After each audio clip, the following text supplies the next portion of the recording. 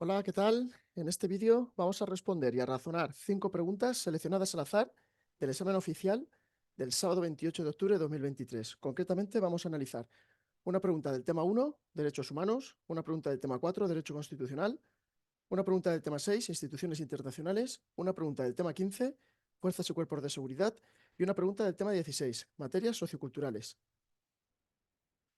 Pregunta número 1. Convenio para la protección de los derechos humanos y de las libertades fundamentales. Tribunal Europeo de Derechos Humanos. Señale la opción incorrecta. Si me dice señale la opción incorrecta es porque en una de las opciones hay que encontrar un distractor, algo que no es correcto. La opción incorrecta es la opción C, que dice los jueces permanecerán en sus funciones hasta su sustitución, momento en que dejarán de conocer los asuntos que ya tuvieran asignados. Típico distractor en los exámenes oficiales que jueguen con las negaciones, que te introduzcan un no o te supriman un no, o algo que sí que pueden hacer, den por hecho que no lo pueden hacer. ¿Qué es lo que ha sucedido en esta opción de respuesta? Los jueces permanecerán en sus funciones hasta su sustitución, pero ¿qué sucede? Que van a continuar conociendo de los asuntos que ya tuvieran asignados. ¿Vale? Ese momento en el que dejarán, eso es falso. El resto de opciones son correctas. Esta pregunta ha sido extraída del artículo 26 y del artículo 23. El artículo 26 dice que para el examen de los asuntos que se le sometan, el Tribunal Europeo de Derechos Humanos actuará importante en formación de juez único, comités compuestos por 3 jueces, salas de 7 jueces y la gran sala que se compone por 17 jueces. Y cuidado con esta expresión, porque si me pusieran indeterminado estaría mal. Las salas del tribunal constituirán los comités por un periodo de tiempo, fijaros, por un periodo determinado. Duración del mandato y revocación. Los jueces del Tribunal Europeo de Derechos Humanos son elegidos por un periodo de 9 años. Importante, su mandato no es renovable, no son reelegibles. Y los jueces van a permanecer en sus funciones hasta su sustitución, pero ojo, van a continuar, no obstante, continuarán conociendo de sus asuntos que ya tenían asignados. ¿Esta pregunta se podía contestar con nuestros esquemas? Sí, la respuesta es sí. Duración del mandato y revocación, como hemos visto, 9 años, pero su mandato no es reelegible, ¿vale? No son renovables. Los jueces van a permanecer en sus funciones hasta su sustitución, pero no obstante van a continuar conociendo de los asuntos que ya tuvieran asignados. Y un juez solo puede ser relevado de sus funciones, importante las mayorías, porque también es común en los exámenes que me reemplacen las mayorías por otras. Si los demás jueces deciden por mayoría de 2 tercios, no mayoría absoluta, no por unanimidad, no 3/5, por mayoría de 2 tercios que dicho juez ha dejado de reunir las condiciones requeridas para serlo, pues ese juez será relevado de sus funciones. Formación de juez único, comités, salas y gran salas. Para el examen de los asuntos que se someten al tribunal, ¿cómo va a actuar? Pues aquí tenéis las diferentes formaciones que adopta el Tribunal Europeo de Derechos Humanos. Tenemos la formación de juez único, los comités que se componen por 3 jueces, las salas que se componen por 7 y la gran sala se compone por 17 jueces. Las salas del tribunal son las que constituyen los comités por un periodo determinado. El pleno del tribunal, si así lo solicita, el Comité de Ministros, acordaros, el Comité de Ministros es uno de los órganos principales del Consejo de Europa.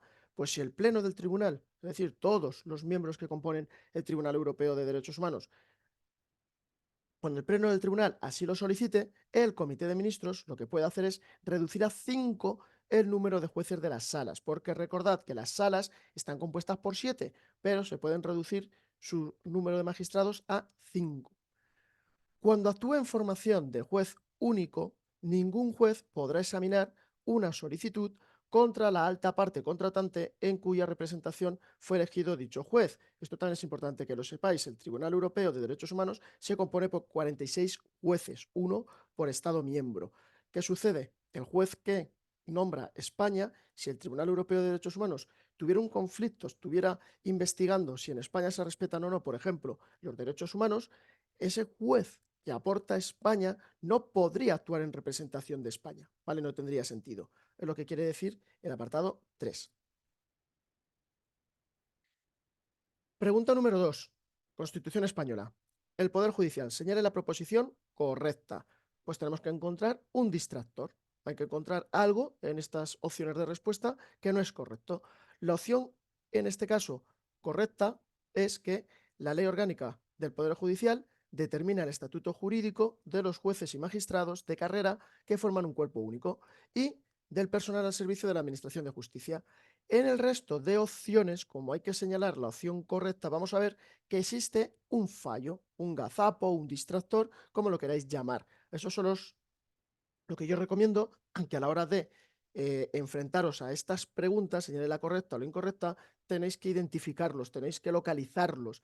En la opción A dice que el Consejo General del Poder Judicial está integrado, entre otros, por 4 miembros propuestos por el Congreso de los Diputados, 4 a propuesta del Senado y, fijaros, dice, elegidos en ambos casos por mayoría de 2/3.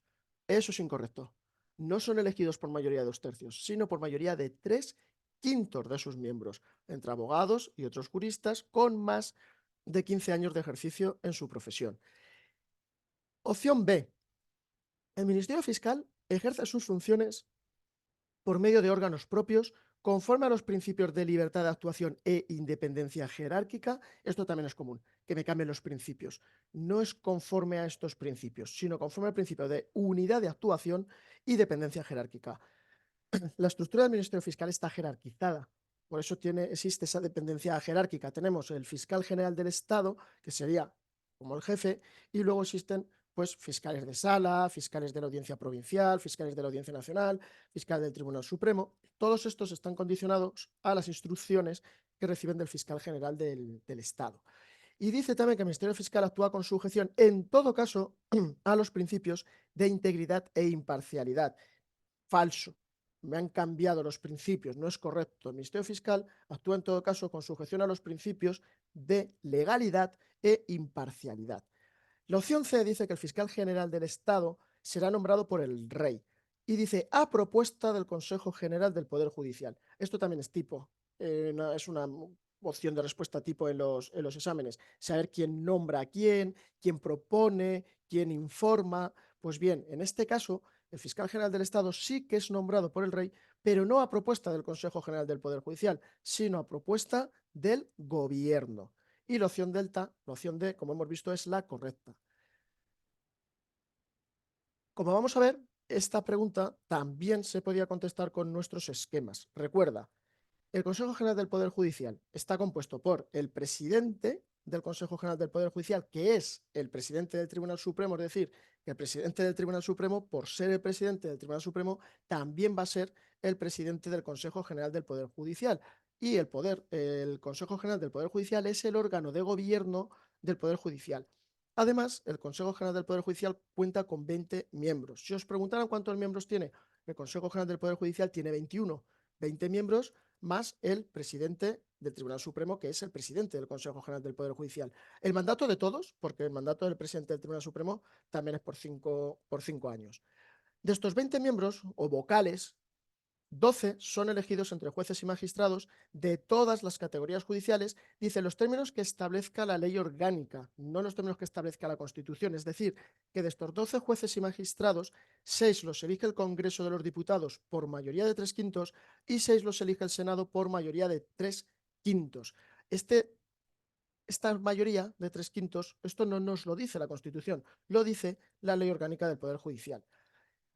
De esos 20 miembros, como hemos visto, 12 son jueces y magistrados, pues los 8 que quedan son abogados, son elegidos entre abogados y juristas de reconocida competencia, pero ojo, tienen que tener más de 15 años de ejercicio. Más de 15 años de ejercicio profesional. Si me pusiera 15 años, eso es incorrecto, es más de 15. Y de estos 8 abogados y juristas, 4 son elegidos por el Congreso por mayoría de 3/5 y 4 por el Senado por mayoría de 3/5. Recuerda, importante, hay que conocer bien la función del Ministerio Fiscal, que nos dice el artículo 124, que sin perjuicio de las funciones que tienen encomendadas otros órganos, ¿cuál es la misión del Ministerio Fiscal? Pues bien, es promover la acción de la justicia en defensa de la legalidad, de los derechos de los ciudadanos y del interés público tutelado por la ley. Y esto lo puede hacer de oficio, es decir, de propia iniciativa, o si se lo piden los interesados. Muy importante conocer que la función del Ministerio Fiscal es velar por la independencia de los tribunales y procurar ante esto la satisfacción del interés social, no la satisfacción del interés general, estaría mal. Mucha gente piensa que velar por la independencia de los tribunales es una función del Poder Judicial, del Consejo General del Poder Judicial. No, es una función del Ministerio Fiscal, ¿vale? Velar por la independencia de los tribunales. El Ministerio Fiscal, cuidadito cuando nos aparezcan principios, ejerce sus funciones a través de órganos propios, pero fijaros cómo ejerce sus funciones a través, conforme a los principios de unidad, de actuación y dependencia jerárquica. Si me pone y con sujeción en todo caso, ¿cómo ejerce sus funciones el Ministerio Fiscal con sujeción en todo caso? Pues con arreglo a los principios de legalidad e imparcialidad. Si me pusiera, me entremezcla los principios y me dice que el Ministerio Fiscal ejerce sus funciones con sujeción en todo caso a los principios de unidad de actuación y dependencia jerárquica, sería incorrecto. El Ministerio Fiscal ejerce sus funciones conforme a los principios de unidad, de actuación y dependencia jerárquica. Y con sujeción en todo caso, cuando viene esa expresión en todo caso, sujeción en todo caso, a los de legalidad e imparcialidad. Muy importante estas expresiones, en todo caso, siempre, nunca, pues importante que conozcáis esas expresiones, lo que viene después o lo que invalida o da por hecho la ley. La ley, no la Constitución. La ley es la que regula el estatuto orgánico del Ministerio Fiscal. El Ministerio Fiscal, la normativa que regula el Ministerio Fiscal es el estatuto orgánico del Ministerio Fiscal. Y esto es importante, saber quién nombra al fiscal general del Estado, a quién hay que oír, a propuesta de quién. Pues bien, el fiscal general del Estado lo nombra el rey, pero a propuesta del gobierno y oído el Consejo General del Poder Judicial. Esto es importante. El fiscal general del Estado, como digo a mis alumnos, pues si el Ministerio Fiscal es el que ejerce la acusación pública y el gobierno es el que elige, porque sí, el rey lo nombrará, pero quien lo elige es a propuesta del gobierno, es el que elige el jefe de los fiscales, pues podéis sacar vuestras propias conclusiones, ¿vale? El fiscal general del Estado lo nombra el rey a propuesta del gobierno, oído el Consejo General del Poder Judicial. Pregunta número 3. Instituciones internacionales. Organización de las Naciones Unidas para la Agricultura y la Alimentación, FAO, y hay que señalar la opción incorrecta. ¿Cuál es la opción incorrecta? Pues bien, FAO no tiene su sede en Nueva York. Esa es la opción incorrecta. Ahí tenéis el distractor. Tiene su sede en Roma, Italia. ¿Se podía contestar esta pregunta con nuestros esquemas? Vamos a ver que también se puede contestar. FAO se funda en el año 1945. Es una agencia de las Naciones Unidas, no de la Unión Europea, no del Consejo de Europa, sino de Naciones Unidas. Lidera el esfuerzo internacional para poner fin al hambre. Su objetivo, lograr la seguridad alimentaria para todos. Al mismo tiempo, garantizar el acceso regular a alimentos suficientes y de buena calidad para llevar una vida activa y sana, mejorando la nutrición, aumentando la productividad agrícola, elevar el nivel de vida de la población rural y contribuir al crecimiento de la economía mundial. FAO, principal organización que se dedica a la agricultura, plantación arbórea, pesca y desarrollo rural. Muy importante que conozcáis todas las sedes de las diferentes instituciones internacionales que existen. FAO, como hemos visto, importante saber que se constituye en 1945, concretamente en Quebec, Canadá. Importante los miembros que integran FAO, son 197 miembros. Lo que sucede es que de esos 197, 194 tienen la calidad de Estados miembros, son países para que lo entendáis, pero la Unión Europea como organización en sí, ¿vale? La Unión Europea como organización también forma parte de FAO y además tiene cuenta FAO con dos miembros asociados, que son las Islas Feroe y Tokelau. Por eso tiene 197 miembros. Actualmente, de esos 197 miembros, España forma parte. ¿Y cuándo ingresó España? El 5 de abril de 1951. Recordad los fines del objetivo principal de esta organización de Naciones Unidas. Pues el fin principal, el objetivo es liderar el esfuerzo internacional para poner fin al hambre. ¿Qué es lo que pretende FAO? Lograr la seguridad alimentaria para todos y garantizar el acceso regular a alimentos suficientes y de buena calidad para poder llevar pues, una vida activa, una vida sana. Muy importante, la sede en Roma. Y los idiomas de trabajo, que en ocasiones os preguntan por los idiomas, son árabe, chino, español, francés, inglés y ruso. Como os decía, muy importante que conozcáis las sedes de las diferentes instituciones internacionales. Naciones Unidas, los órganos principales de Naciones Unidas, salvo la Corte Internacional de Justicia, que tiene su sede en La Haya, en los Países Bajos, el resto de órganos principales de Naciones Unidas, es decir, la Asamblea General, el Consejo de Seguridad, el Consejo Económico y Social o ECOSOC, el Consejo de Administración Fiduciaria y el secretario, la Secretaría General de Naciones Unidas, tienen su sede en Nueva York, salvo el principal órgano judicial de Naciones Unidas, que es la Corte Internacional de Justicia, porque este órgano judicial tiene su sede en La Haya, en los Países Bajos. El Consejo de Europa tiene su sede en Estrasburgo, Francia, y, por ende, los principales órganos del Consejo de Europa, el Comité de Ministros, la Asamblea Consultivo Parlamentaria, el Congreso de los Poderes Locales y Regionales y su Secretaría General, junto con el Tribunal Europeo de Derechos Humanos, tienen su sede en Estrasburgo, Francia. Recordad que el Consejo de Europa no tiene nada que ver con el Consejo Europeo. El Consejo Europeo era una institución que forma parte de la Unión Europea. El Consejo de Europa es una organización internacional ajena a la Unión Europea, ajena a las Naciones Unidas, que vela por el respeto de los derechos humanos. La OTAN tiene su sede en Bruselas, Bélgica. Interpol en Lyon, Francia. Europol en La Haya, Países Bajos. Eurojust también en La Haya, en Países Bajos. Frontex en Varsovia, Polonia. CEPOL en Budapest, Hungría.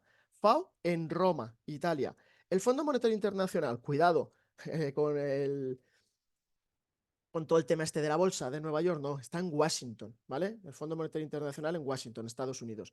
Y la Organización Mundial de la Salud, acordaros, yo siempre les digo a mis alumnos, ginebra, bebida alcohólica, salud, la ginebra es mala para la salud, por tanto, Organización Mundial de la Salud, Ginebra, Suiza, ¿vale? Regla mnemotécnica. Pregunta número 4. Dice, ley de régimen de personal de la Guardia Civil, escalas, categorías y empleos. Señale la opción correcta. Esta es una buena pregunta de examen porque te hace pensar, a ver si has entendido cuántas escalas hay, cuántas categorías, porque si esto no lo tienes claro, difícilmente podrías contestar bien esta pregunta. Tenéis que señalar la correcta. Por tanto, hay tres opciones que tienen un fallo. La opción correcta dice que dentro de la categoría de cabos y guardias existen 4 empleos. Vamos a ver que eso es correcto. Eso es correcto. La opción A dice, el empleo superior dentro de la categoría de oficiales es teniente general. Pues yo lo primero que tengo que pensar es, me está preguntando por la categoría de oficiales, ¿vale? Pues a ver, tengo que pensar un poquito y decir, la escala de oficiales, ¿cuántas categorías tiene? Vamos a ver que tiene 2. Tiene la categoría de oficiales y tiene la categoría de oficiales generales. Pero me está preguntando por la categoría de oficiales. En la categoría de oficiales, el empleo superior, el más alto, no es el de teniente general en la categoría de oficiales, es el de coronel. Ahí estaba el fallo. Dentro de la categoría de suboficiales existen 4 empleos. Vamos a ver que es falso. Existen 5. Existen 5 empleos, no 4. El empleo inmediato superior al de sargento es el de brigada, falso. Es el de sargento primero. Esta pregunta también se podía contestar con nuestros esquemas, pero no obstante, con nuestros esquemas puedes contestar además varias preguntas que han caído en los exámenes referentes a esta parte de la ley de régimen de personal del Cuerpo de la Guardia Civil.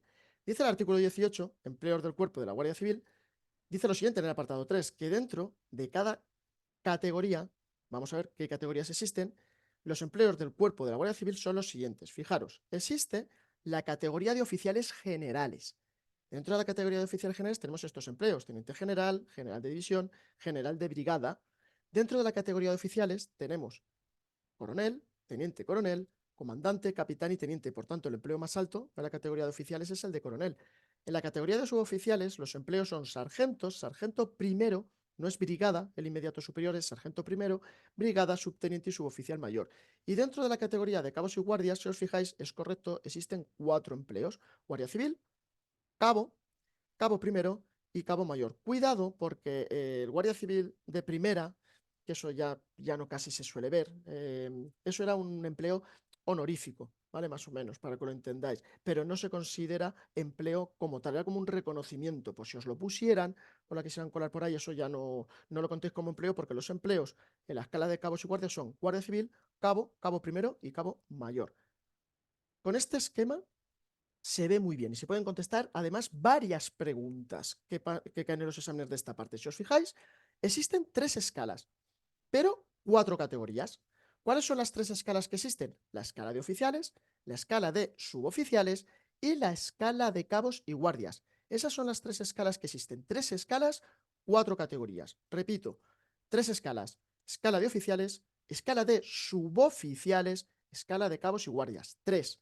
¿Pero cuántas categorías? 4. ¿Por qué? Porque dentro de la escala de oficiales tenemos dos categorías, la categoría de oficiales generales y la categoría de oficiales. Dentro de la categoría de oficiales generales, ¿cuántos empleos hay? Hay 3 empleos: general de brigada, general de división, teniente general. ¿Cuál es el más alto?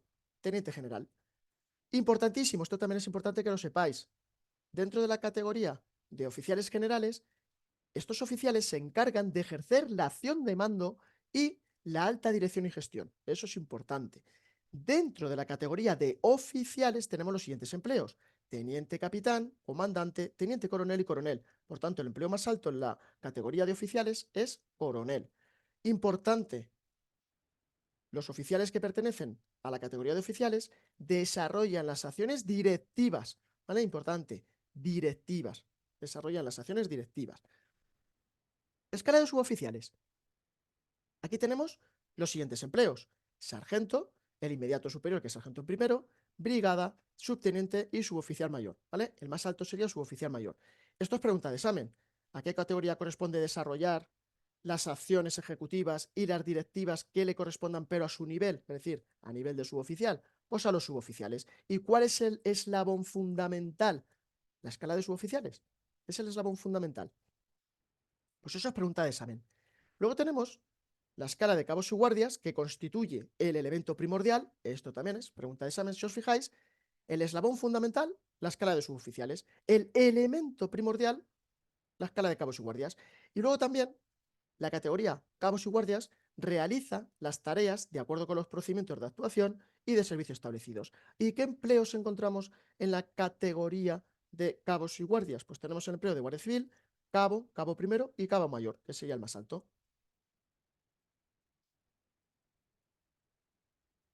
Pregunta número 5. Ley del Sistema Nacional de Protección Civil. Tipos de planes, muy importante. Por los planes preguntan mucho. ¿Qué tipo de plan se elabora para hacer frente a los riesgos de emergencia que puedan presentar en el territorio de una comunidad autónoma? También esto es una pregunta tipo, al igual que por las definiciones. Conocer las diferentes definiciones que aparecen en las distintas leyes que entran en el temario. Aquí concretamente se está refiriendo, está la definición de plan territorial. Lo tenéis dentro de la Ley del Sistema Nacional de Protección Civil, en el artículo 15, tipo de planes, el apartado 2. Los planes territoriales, son aquellos que se elaboran para hacer frente a riesgos de emergencia que se pueden presentar en el territorio de una comunidad autónoma o de una entidad local, de una, no de varias, de una, o de una entidad local, ya sea un municipio, una provincia, por ejemplo.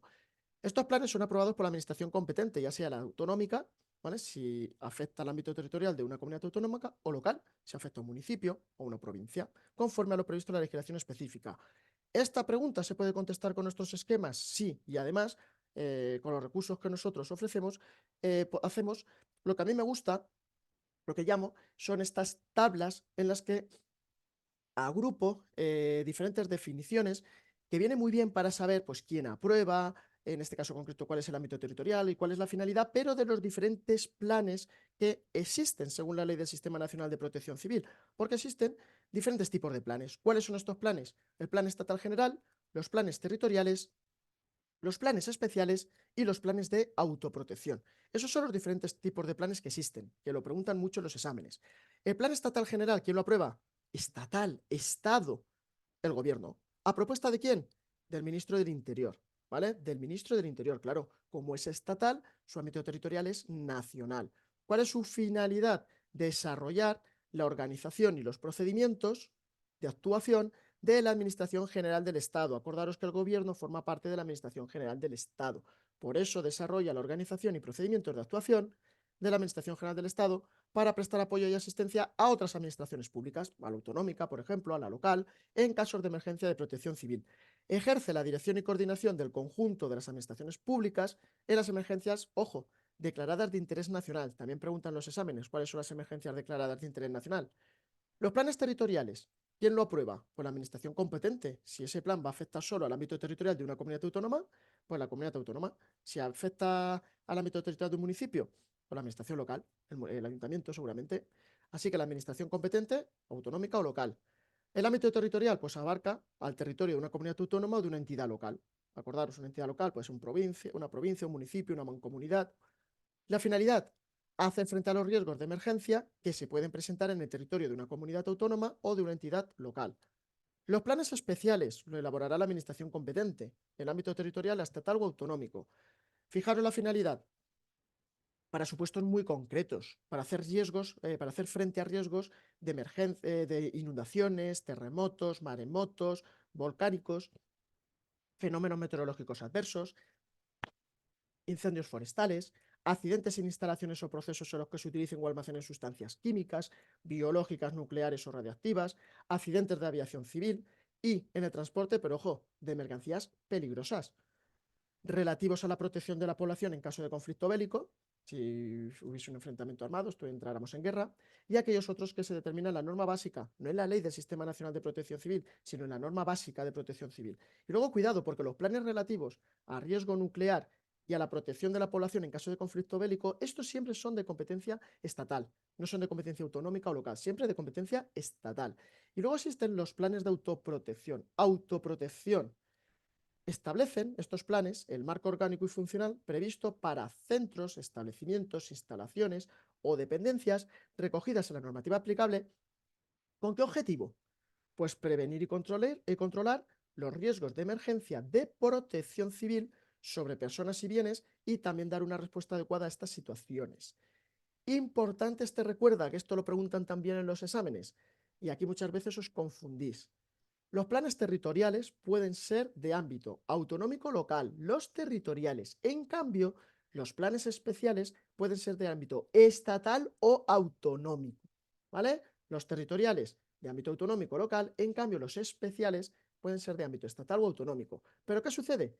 Que los planes especiales relativos a riesgo nuclear y a la protección de la población en caso de conflicto bélico, estos siempre en todo caso son de competencia estatal. No puede ser de competencia autonómica o local. Muchas gracias por vuestra atención. Espero que os haya resultado de utilidad esta explicación de estas preguntitas seleccionadas al azar del examen oficial de la 129 promoción. Un abrazo.